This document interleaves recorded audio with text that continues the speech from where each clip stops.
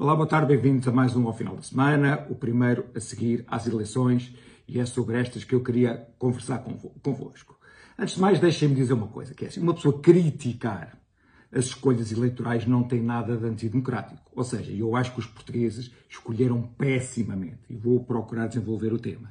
Assim, o que tem de antidemocrático é eu não aceitar essas escolhas eleitorais ou achar que elas não são legítimas. Portanto, eu acho que essas escolhas foram legítimas, acho que o PS tem toda a legitimidade para governar, estava no governo e conseguiu uma maioria absoluta, conhecendo as pessoas como é que ele governa. Ora, isto não me inibe de pensar e de dizer que acho que os portugueses são os grandes parvos a votar. Assim, como posso dizer que foram parvos a votar quando votaram no Sócrates face a Manuela Ferreira Leite, como podia dizer que os alemães foram parvos a votar como quando elegeram o Hitler, ou seja, o facto de existir uma democracia que respeitamos não quer dizer que não seja criticável e fortemente aquilo que são as escolhas que eu tenho que respeitar. Porque assim, eu não sou como Jerónimo de Sousa, que teve 4% e, portanto, deixou de ter uma presença significativa do Parlamento e que diz que vai para a luta de massas. Ou seja, como não lhe deram razão nas eleições e ele controla os sindicatos como uma marionete, vai boicotar a economia e chantagear, através dos sindicatos, um partido que tem 4%, ou o Mamadou, que também diz que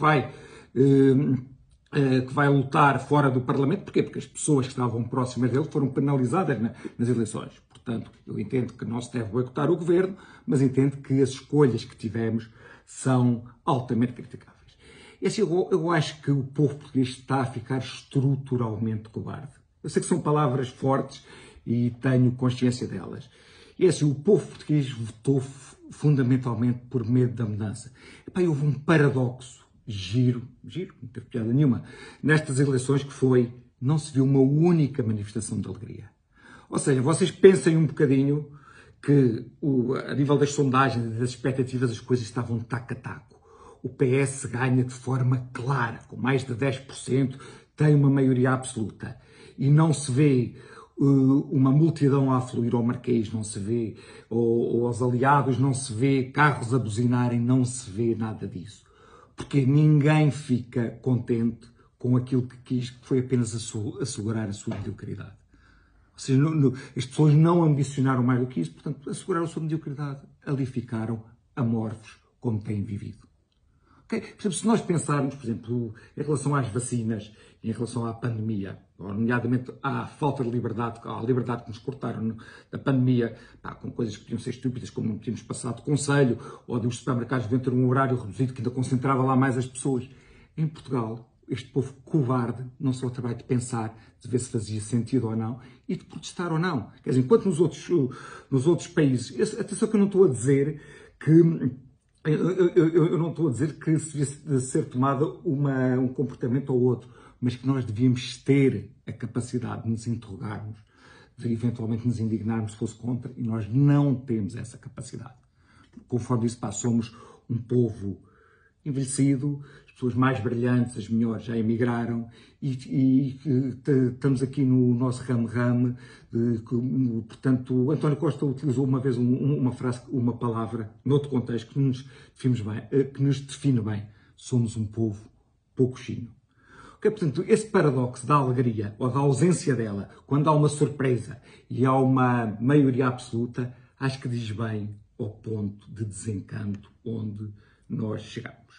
Assim, eu tive alguma esperança que Rio ganhasse as eleições, quer dizer, nunca o tive como favorito e achei péssimo que tivessem entrado em alguma euforia a esse nível.